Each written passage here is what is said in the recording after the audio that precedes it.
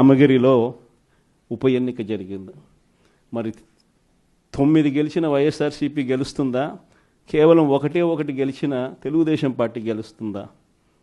ఎవరికైనా అర్థమవుతుంది 9 గెలిచిన వైఎస్ఆర్సీపీనే ఆ ఉప ఎన్నికల్లో గెలుస్తుంది అని. కానీ ఆ ఎన్నికల్లో ఆ రిజల్ట్ను తారుమారు చేసేందుకు ఏకంగా పోలీస్ ప్రొటెక్షన్తో ఎంపీటీసీలు ప్రయాణం చేయాల్సి వచ్చింది. మా ప్రాణాలకు ముప్పు ఉంది, మాకు భద్రత కల్పించని కోర్టుకు పోతే కోర్టు పోలీసు భద్రతతో వారిని ఎలక్షన్ హాల్లోకి తీసుకొని పోమని చెప్తే ఈ పోలీసులు ఎంత అన్యాయంగా తయారయ్యారంటే పోలీసులే ఈ ఎంపీటీసీలను బెదిరించే కార్యక్రమాలు సాక్షాత్తు పోలీసులే చేపట్టారు.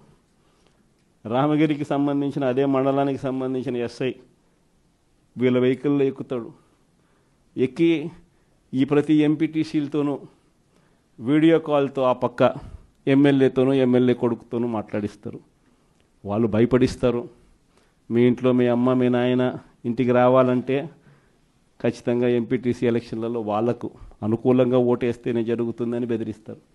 అయినా కూడా మన ఎంపీటీసీలు ఎక్కడా కూడా తలగ్గకపోయేసరికి ఎలక్షన్ టైం దాటిపోయేదాకా వాళ్ళని తిప్పుతూ ఎంపీడీఓ కార్యాలయానికి తీసుకొని పోకుండా కోరం లేదని ఎన్నిక వాయిదా. తర్వాత వాళ్ళందరినీ పెనుగొండకు తీసుకుపోయారు. అక్కడికి తీసుకొని పోయి అక్కడ వాళ్ళందరినీ బైండ్ ఓవర్ చేసే కార్యక్రమం వీళ్ళు చేస్తారు. ఏమయ్యా ఈ అన్యాయం అని చెప్పి మన పార్టీ జిల్లా అధ్యక్షురాలు ఉషమ్మ గట్టిది స్టీల్ లేడీ అని చెప్పాలి, ఆవిడతో పాటు కంటెస్ట్ చేసిన ఎమ్మెల్యే ఇద్దరికి పోయి మా ఎంపీటీసీలు మీరు ఎలా నిర్బంధిస్తారని చెప్పి పెనుగొండలో ఆయన ధర్నా చేస్తే ధర్నా చేసినందుకు వీళ్ళ మీద కేసులు. వీళ్ళు మా పార్టీకి సంబంధించిన మా ఎంపీటీసీలకు తోడుగా నిలబడేదానికి వీళ్ళు పోతే వీళ్ళ మీద కేసులు పెట్టి అరాచకం సృష్టించే కార్యక్రమం ఇద్దరితో ఆగల. మళ్ళీ రామగిరిలో మళ్ళీ ఎన్నిక జరపాల్సి వస్తుంది కాబట్టి భయానక వాతావరణం క్రియేట్ చేయడం కోసం అని చెప్పి లింగమయ్య అని చెప్పి మన పార్టీకి సంబంధించిన ఒక కురుబ నాయకుడు, ఒక బీసీ నాయకుడు ఏకంగా యాక్టివ్గా ఉన్నాడు అని ఆ మనిషిని కొట్టి చంపారు. నిజంగా ఆశ్చర్యం అనిపించింది, బాధ అనిపించింది. ఎందుకు ఈ రాజకీయాలు ఈ స్థాయికి దిగజారుస్తున్నారు అని చెప్పి. అరే మంచి చెయ్యి, సూపర్ 6 హామీ ఇచ్చినాం, సూపర్ 7 హామీ ఇచ్చినాం, పిల్లలకు చేయాల్సిన ఫీజు రియంబర్స్మెంట్ బకాయిలు పెండింగ్లో పెట్టు, ఆరోగ్యశ్రీ బకాయిలు పెండింగ్లో పెట్టు, రైతులకు అన్యాయం చేస్తా ఉన్నాం. ఇవన్నీ సరిదిద్దుకొని మంచి చెయ్యి, ప్రజల మనసుల్లో స్థానం సంపాదించుకుంటే ఆటోమేటిక్లీ ప్రజలు ఓట్లు వేస్తారు. కానీ ఈ మాదిరిగా దిగజారిపోయి మనుషులను చంపే స్థాయిలో రాజకీయాలు చేయడం మొదలు పెడితే, దానికి పోలీసులను ఉపయోగించుకునే కార్యక్రమం చేస్తే వ్యవస్థలు ఎంత దిగజారిపోతాయి అని చెప్పడానికి పూర్వపు రోజుల్లో మనం అంతా బీహార్ గురించి మాట్లాడేవాళ్ళం. బీహార్లో ఎలా ఉండేటివి, బీహార్లో అలా ఉండేటివి అని. ఈరోజు బీహార్ గురించి మాట్లాడాల్సిన పనుల ఆంధ్ర రాష్ట్రం ఎలా ఉంది అని చెప్పి చూస్తే బీహార్ను మించిపోయిన పరిస్థితిలో ఆంధ్ర రాష్ట్రం కనిపిస్తూ ఉంది ఈరోజు ఆంధ్ర రాష్ట్ర పరిస్థితి. ఇలాంటి పరిస్థితుల మధ్య మనం యుద్ధం చేస్తూ ఉన్నాం. మనకు తెలియకుండా ప్రతి ఇంటికి తాను మోసం చేశాడు, ప్రతి ఇంటికి తన మనుషులను పంపించాడు, ప్రతి ఇంటికి వాళ్ళ ఎమ్మెల్యేలందరూ కూడా తిరిగారు, ప్రతి ఇంటికి వాళ్ళ కార్యకర్తలు వెళ్ళారు, ప్రతి ఇంట్లోనూ కూడా కరపత్రాలు పంచారు, ప్రతి ఇంట్లోనూ కూడా ఇదిగోమ్మా చంద్రబాబు నాయుడు గారు బాండు పంపించినారు, ఆ బాండు పత్రాలు ఇదిగోమ్మా అని చెప్పి కూడా బాండు పత్రాలు కూడా ఇచ్చినారు.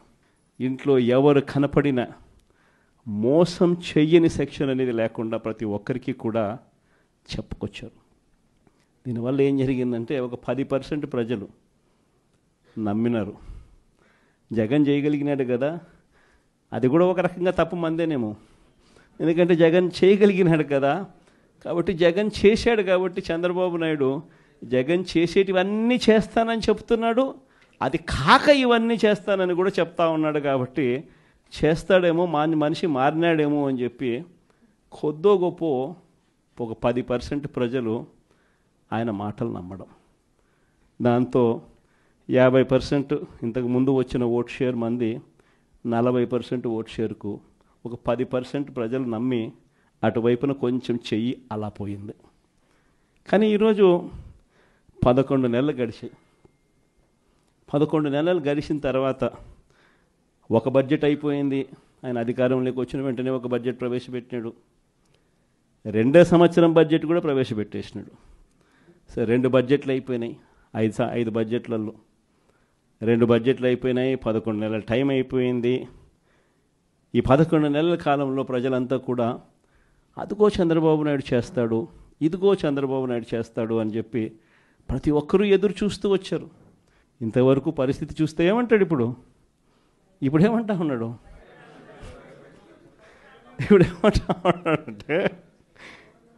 ఏమంటా ఉంటే అప్పుడు మాట చెప్పినాను కానీ ఇప్పుడు భయం వేస్తూ ఉంది అని అంటున్నాడు. అప్పుడు మాట చెప్పినాను కానీ ఇప్పుడు భయం వేస్తూ ఉందని అంటున్నాడు. అందరితో ఆగిపోవడంలా చెయ్యకుండా ఉండడం కోసం అబద్ధాలు నోట్లో నుంచి చెయ్యకుండా ఉండడం కోసం, అది కూడా అక్కడ నిజాయితీ లేదు, నీతి లేదు. చెయ్యకుండా ఉండడం కోసం రాష్ట్ర అప్పులు ఓసారి 12 లక్షల కోట్లు అంటాడు, ఓసారి 10 లక్షల కోట్లు అంటాడు, ఓసారి 11 లక్షల కోట్లు అంటాడు.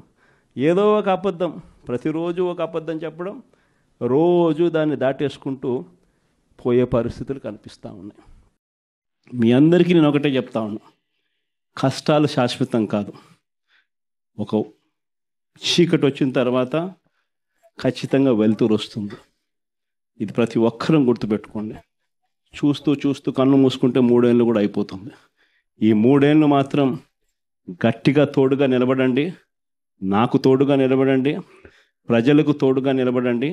ఆ తర్వాత మళ్ళీ వైఎస్ఆర్ కాంగ్రెస్ పార్టీ మళ్ళీ అధికారంలోకి ఖచ్చితంగా వస్తుంది. ఈసారి జగన్ 2 పాలన ఖచ్చితంగా జరుగుతుందని మాత్రం చెప్తాను. ఈసారి జగన్ 2 పాలనలో మాత్రం ప్రతి కార్యకర్తకు మీ జగన్ తోడుగా ఉంటాడని ఖచ్చితంగా చెప్తాను. కాబట్టి ఖచ్చితంగా ఈ 3 ఏళ్ళు ప్రజల తరపున నిలబడదాం, ప్రజల కోసం పోరాడదాం. విలువలు విశ్వసనీయతతో కూడిన రాజకీయాలకు YSR Congress party care of అడ్రస్గా ఎప్పటికీ నిలుస్తుందన్న సంకేతం ఖచ్చితంగా ఇద్దామని చెప్పి మీ అందరితో కూడా మనస్ఫూర్తిగా కూడా కోరుతా ఉన్నాను.